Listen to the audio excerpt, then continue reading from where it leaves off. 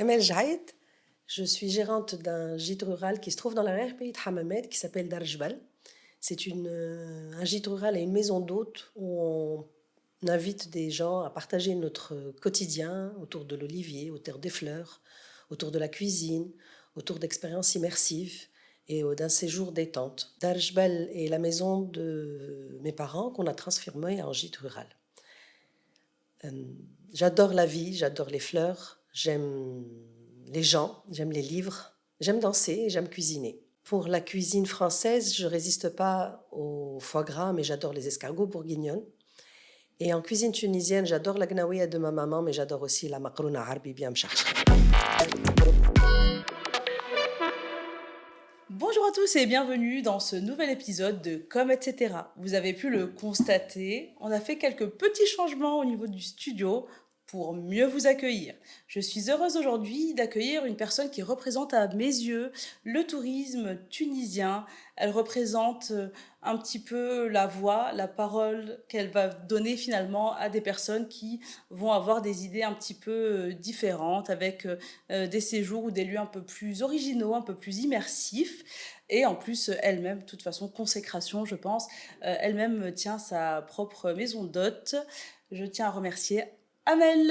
Merci. Merci d'être venue. En tout C'est un cas, je suis trop super contente plaisir. de vous recevoir. Ça fait longtemps qu'on ne s'est pas vu en plus et je suis vraiment ravie d'être là. Mais voilà. Et puis c'est marrant parce qu'on s'était rencontrés à Hammamet il y a très très très très longtemps. Les cheveux blancs en témoignent. Bah, les miens aussi, hein. Et nous voilà, cette fois-ci à Tunis, mais vous, du coup, maintenant, vous êtes basé à Hammamet. J'aimerais bien en savoir plus un peu sur votre parcours, parce que moi, depuis que je suis arrivée en 2011, on entend beaucoup, beaucoup parler de vous autour du tourisme, en fait. Oui, en fait, le tourisme, l'écriture, ma vie a été ponctuée entre ces deux choses. Donc, quand j'écris, le tourisme me manque. Et quand je fais du tourisme, l'écriture me manque. Et donc, du coup, c'est comme ça qu'on s'est rencontrés avec Mille et une Tunisie, où finalement, c'était une vitrine du tourisme réellement et pas de l'hôtellerie. J'ai toujours défendu l'idée que la Tunisie était un pays, comme tous les autres pays, où on doit prendre le temps de découvrir par ses gens, par ses artisans, par ses couleurs, par ses saisons, par sa nourriture, ses musiques, ses chants, son artisanat, son art de vivre. Et en fait, cantonner les touristes ou les invités dans des hôtels, c'était trop peu pour moi, bien que moi, je sois moi-même née dans un hôtel. Et donc, j'ai passé une grande partie de ma vie à me battre pour cet objectif-là. Et donc, à l'époque, avec Mille et une Tunisie, c'était vraiment le déploiement sur tout le territoire avec une invitation permanente à découvrir de nouveaux lieux, de nouveaux opérateurs qui, à l'époque, vraiment eux-mêmes faisaient leurs petits pas. Alors, de l'eau a coulé sous les ponts, de nouveaux acteurs sont arrivés, le tourisme alternatif, on le dit encore, mais en tout cas, le tourisme alternatif durable, il est en train de se renforcer au fur et à mesure, bien qu'il y ait encore beaucoup de batailles à gagner. Mais disons qu'on commence à le voir. On commence à avoir des demandes, on commence à voir la Tunisie des artisans, des petites gargotes où avant, on ne mangeait que dans les restaurants touristiques, des producteurs, on va faire un déplacement pour aller manger du fromage par ici ou un mahchi par exemple par là. Donc tout ça est en train de se voir au niveau, en tout cas tunisien, local. C'est évident qu'aujourd'hui c'est installé. Si bien qu'on dit même plus Darkhléa, tellement tout est devenu maison d'hôte. Et donc, du coup, c'est aussi une autre bataille pour un petit peu réorganiser tous les genres et tous les hébergements. Mais disons qu'au niveau tunisien, c'est vrai qu'il y a, depuis le 14 janvier, une réappropriation réelle des territoires. Absolument. Quand je suis arrivée, c'était vraiment que de l'hôtellerie pure et dure et 2-3 maisons. Mais à un moment donné, il y avait des bus entiers qui partaient pour faire de la randonnée, pour aller découvrir un lieu par-ci, un lieu par-là. Donc il y a eu cette réappropriation et cette interprétation au niveau de tous les territoires, parce que la Tunisie est entièrement touristique. Hein. Le zonage même de zones touristiques n'avait pas de sens déjà avant, et il a encore moins de sens aujourd'hui. Et donc effectivement, cette émergence de nouveaux acteurs, de nouveaux produits, de nouveaux lieux, de nouvelles destinations, eh bien, elle est en train de vraiment structurer l'offre qui est en train de partir à l'international.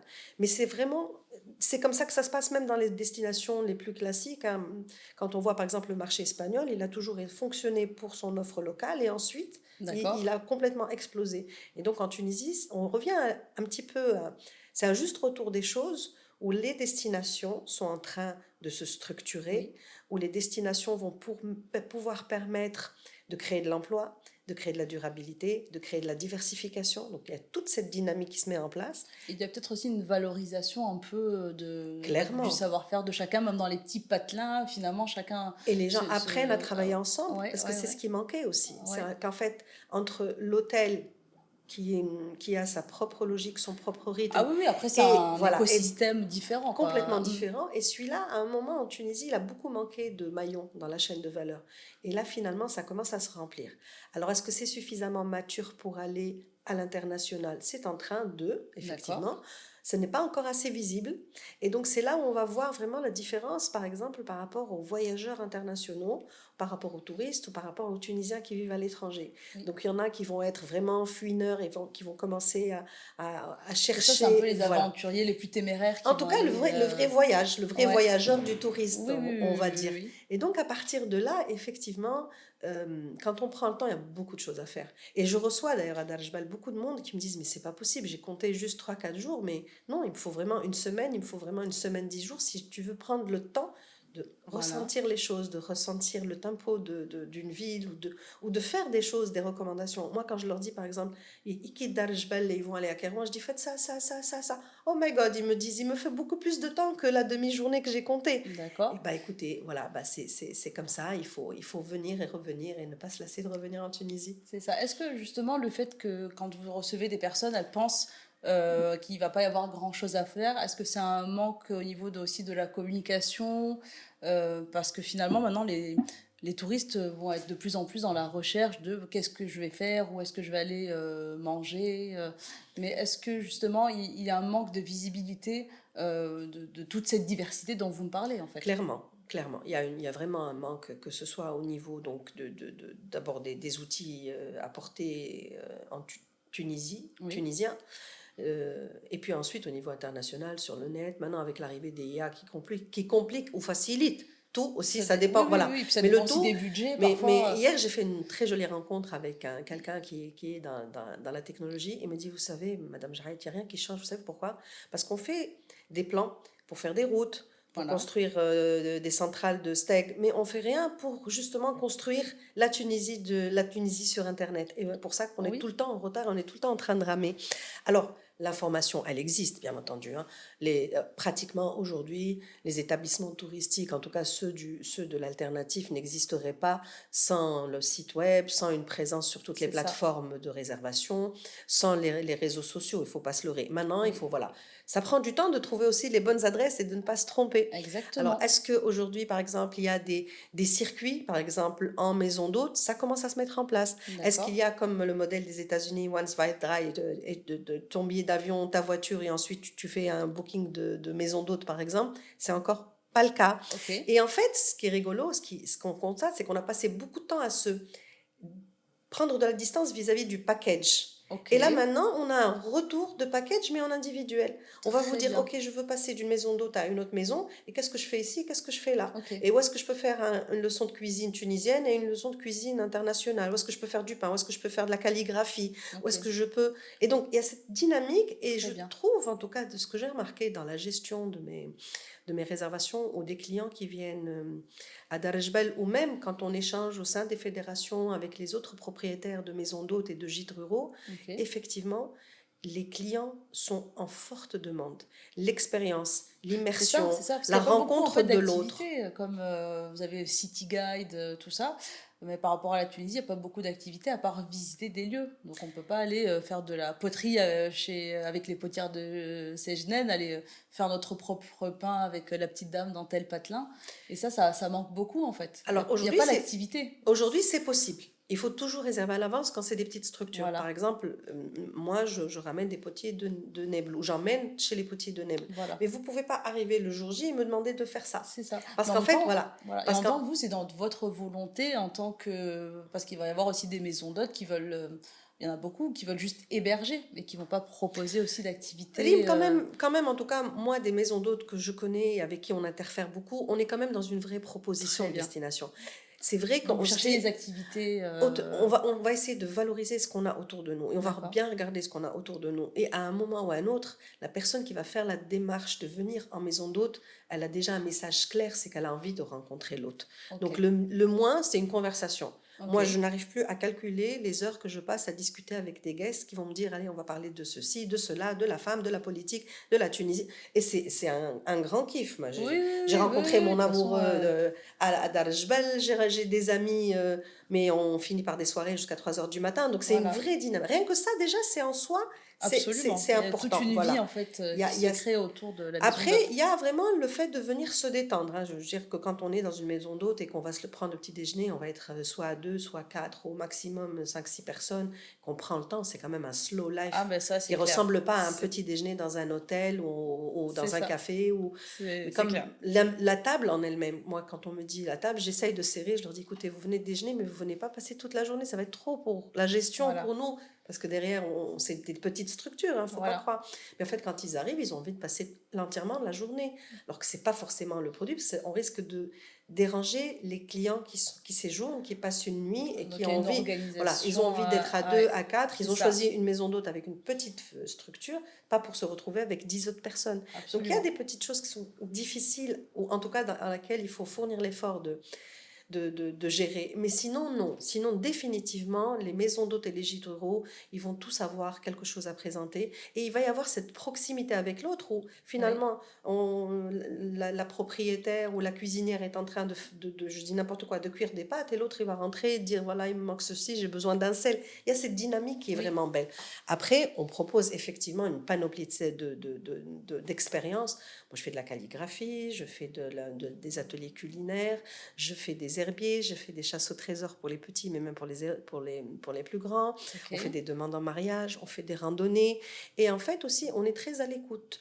C'est-à-dire que par exemple, on a fait 3-4 retraites de yoga. Ok. Là, au mois d'octobre prochain, on fait une retraite de Qigong. Donc en fait, aussi, ma vie accompagne la vie Ah oui, du oui. gîte et ce que je découvre. Moi-même, Ok. je me suis mise par exemple au Qigong il n'y a pas longtemps. Très bien. Et du coup, il y a un programme Qigong qui va se mettre à C'est Darjbel. génial. C'est la même chose pour les livres qui vont traîner dans le salon. Ok. Ça va être la même chose pour les invités qui vont passer, les amis qui vont passer. Et donc, finalement, il y a de très, très, très jolies rencontres. Mais il y a une vraie dynamique. Et Parfait. en face, une vraie demande. Alors, est-ce qu'on est réellement bien structuré pour répondre à toutes les demandes dans les diverses langues, avec la facilité, l'immédiateté, quoi, de dire oui, vous Oui. pouvez partir en randonnée tout de suite. Non, non, Mm. parce que moi, pour la randonnée, je ramène quelqu'un qui connaît Voilà. la montagne et qui va vous emmener. C'est Je ne peux ça. pas faire ça comme ça, Ok. à moins de Donc, se il faut une structurer ou de se organisation. réserver bien à l'avance. D'accord, très bien. Et moi, j'aimerais poser une question parce qu'en fait, ce que je constate, ce que j'ai constaté, ce que j'ai vécu, en fait, et ce que je constate aussi dans les générations d'après, c'est que quand on est de culture, on va dire, tunisienne, d'origine tunisienne, franco-tunisien, etc., souvent, en fait, on se retrouve à aller toujours au même endroit, donc un peu au niveau de la ville où va se trouver la famille. Moi, par exemple, je connaissais que Nabeul et un petit peu Hammamet, puis après, le reste de la Tunisie, en tant que pays, en tant que culture, je connaissais pas. Et en fait, c'est vrai que, donc on en parlait tout à l'heure, vous voyez-vous une véritable évolution là-dessus. Et j'aimerais en fait, voilà, encourager encore plus les gens à aller emmener même leurs enfants, leurs petits-enfants à la découverte en fait de ce qu'est la Tunisie. Qu'est-ce que vous constatez, qu'est-ce que vous pourriez suggérer pardon, à ces personnes-là? Alors, en tout cas, moi, ce que je constate, c'est exactement l'opposé de ce que vous me dites. Parfait. Parce qu'en fait, ou du moins, c'est les Tunisiens de, qui vivent à C'est l'étranger, parfait. qui viennent vers Darjbal, en tout cas, Voilà. hein. Mais alors, du tout, la majeure partie du temps, ce que j'entends et ce que je constate, c'est que donc ils viennent effectivement dans la famille. Mhm. Ensuite, il y a un temps où on prend la famille proche et on part Voilà. se poser quelque part. Oui. Et puis ensuite, on prend 2-3 jours pour être dans la famille, juste papa, maman et les enfants. Ok. Donc, il y a des vacances comme ça en 2 temps, 3 temps. Et D'accord. ça, c'est valable pour les séjours, pendant les fêtes, pendant les vacances, etc. Mais c'est valable aussi, par exemple, pendant les mariages. C'est Ce que parfait. j'ai constaté aussi, c'est que donc il y a souvent un premier niveau de mariage, de rencontre, de fête au niveau du lieu où sont nés le couple, par exemple, Ok. si c'est lui est tunisien ou elle est tunisienne, avec la famille un petit peu plus élargie. Et ensuite, ils partent et ils prennent une maison d'hôte et ils vont emmener la tante, l'oncle ou les frères et sœurs. Et ils vont recevoir la famille proche aussi D'accord. de l'autre sexe.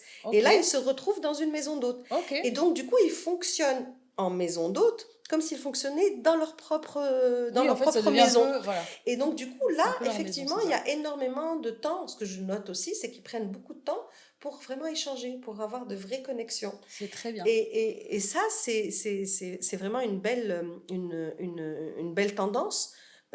Parce que quand c'est en général le Tunisien, il va vouloir ne pas bouger Voilà, d'à côté de ses parents, mais le partenaire qui a envie de bouger, c'est c'est ses ça, vacances. c'est ça, Et oui, c'est oui. précieux, et le nombre de Donc jours c'est de bien. vacances, en l'occurrence, ils sont comptés. Donc s'ils ne bougent pas, ça va pas. Donc ça Et crée là, un c'est en train de équilibre, se... en fait. Et j'ai remarqué aussi, par contre, que ça, c'est vraiment amplifié et c'est spécifique aux couples qui ont des enfants. Très Donc il y bien. a cette peut-être Ouais, volonté de aussi de faire, transmettre voilà, de aussi. transmettre, de faire Ouais, oui. découvrir, de Ah, ben partager, ça, c'est très de bien. montrer. Oui, oui. Et là, du coup, aussi avec les enfants, il y a une autre dynamique qui se met en place. Et il m'est arrivé de faire de la poterie, il m'est arrivé de faire de la calligraphie, Voilà, c'est ça. il Donc m'est en arrivé, fait, autour de voilà. la maison d'hôte, une fois de plus, même, surtout si on est en recherche culturelle, bah, qu'on soit touriste étranger ou qu'on soit d'origine tunisienne, on peut vraiment aller mettre la main à la pâte, quoi, Et finalement. par exemple, le week-end dernier, j'ai eu un petit couple. Ils sont allés découvrir le centre culturel de Hammamet. Très bien. Ils avaient été aussi de Wavna avant.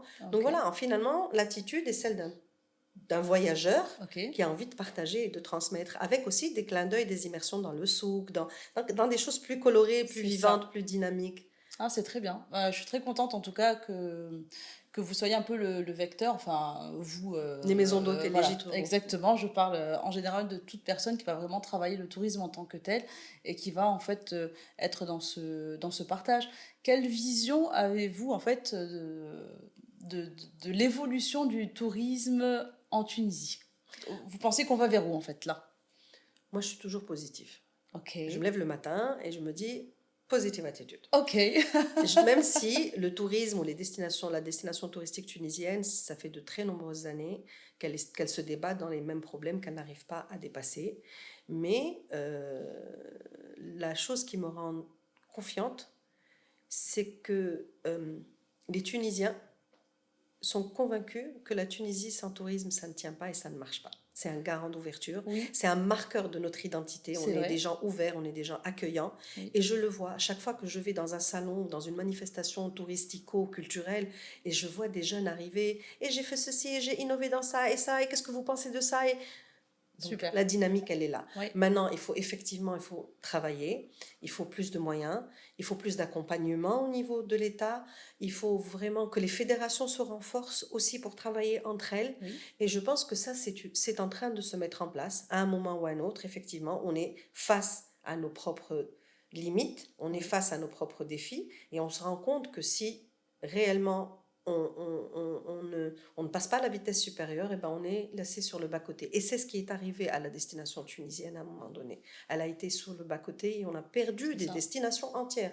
On a perdu du matériel roulant, on a perdu des compétences. On parle souvent de la fuite des médecins, des ingénieurs, mais on ne parle pas de la fuite de la main-d'œuvre qualifiée qu'il y a dans le tourisme. Oui, oui. Donc tout ça, ce sont des fléaux, ce sont des vrais défis de la destination. À côté de ça, il y a beaucoup de nouveautés. Moi, je vois, par exemple, Darjbal vient d'intégrer une route thématique qui porte sur la fleur d'oranger. Ok. On est très opérateur et on travaille sur le partage, la transmission de tout ce qui se fait autour du zahar, à Neb el Hamamet. Génial. Il y a la même chose autour de la rose à Kérouan, il y a quelque chose autour de l'huile d'olive. Donc finalement, il y a les limites qui ont été construites entre l'hôtellerie, tourisme, zone touristique et le reste de la Tunisie sont en train de disparaître. Très bien. Elles sont en train, en tout cas, de s'amenuiser. Et par exemple, là, je sais qu'il n'y a même pas une semaine, 10 jours, il y a un hôtel qui vient d'ouvrir un 5 étoiles superbe au Kef. Okay. Il y a des investissements superbes qui se passent dans le sud aussi. Donc ça veut dire aussi, les maisons d'hôtes, je ne vous raconte pas tout ce qui est dans le pipe. Rien que dans la Médina de Tunis, il y en a une 50aine qui est en train d'arriver. C'est vrai. Donc toute cette dynamique-là, elle va commencer à peser et finalement à être visible à l'international. On a des défis liés à l'aérien, à l'accessibilité. Tôt ou tard, ça va se résoudre. Absolument. Donc, fondamentalement, la Tunisie est une destination touristique. La Tunisie est un pays touristique. Il n'y a aucune raison qu'il y ait des zones touristiques. Toute la Tunisie est touristique. Absolument, et avec un beau une chance énorme. C'est nous, les Tunisiens, Oui, C'est nous qui faisons la destination. C'est absolument. nous qui recevons, qui accueillons. Il y a des destinations qui ont investi un argent colossal. Finalement, les gens restent cantonnés dans des hôtels. Nous, Oui. aujourd'hui, ça, on est en train de le détruire et on est en train de passer à un autre tourisme plus humain, plus durable, Parfait. plus social, plus diversifié, Oui. plus Plus immersif, culturel. plus Voilà, culturel. c'est ça. Maintenant, il y a Ouais, une révolution juridique qui doit se mettre en place. Il n'y voilà. a pas de raison pour que les sites archéologiques, Oui, par exemple, absolument. soient Ah ouais, juste de la pierre. oui. À quand un C'est son ça, et ça manque lumière, de d'animation, de vide, valorisation. etc. Et Exactement. donc ça ne saurait tarder. Bon, c'est très bien. Ben, merci beaucoup. Je pense que alors, le message est beau et positif. Donc, on encourage les gens à aller de plus en plus aussi vers les maisons d'hôtes pour avoir toute une expérience, quel que soit l'endroit justement de la Tunisie, puisqu'il n'y a plus vraiment, comme vous dites, de zone touristique. On peut aller un petit peu partout. J'ai été très très heureuse de vous recevoir Mais sur moi de cette même. capsule. Merci beaucoup, Amel. Aïe, Et Shukri. merci à vous de nous avoir suivis sur cette capsule de Com, etc. Donc, si vous aimez le tourisme, si vous voulez découvrir un peu plus la Tunisie, n'hésitez pas à nous suivre, à nous liker, à partager, parce que c'est grâce à vous qu'on peut continuer cette belle aventure. Et comme disait Oscar Wilde, soyez vous-même, les autres sont déjà pris. Allez, ciao!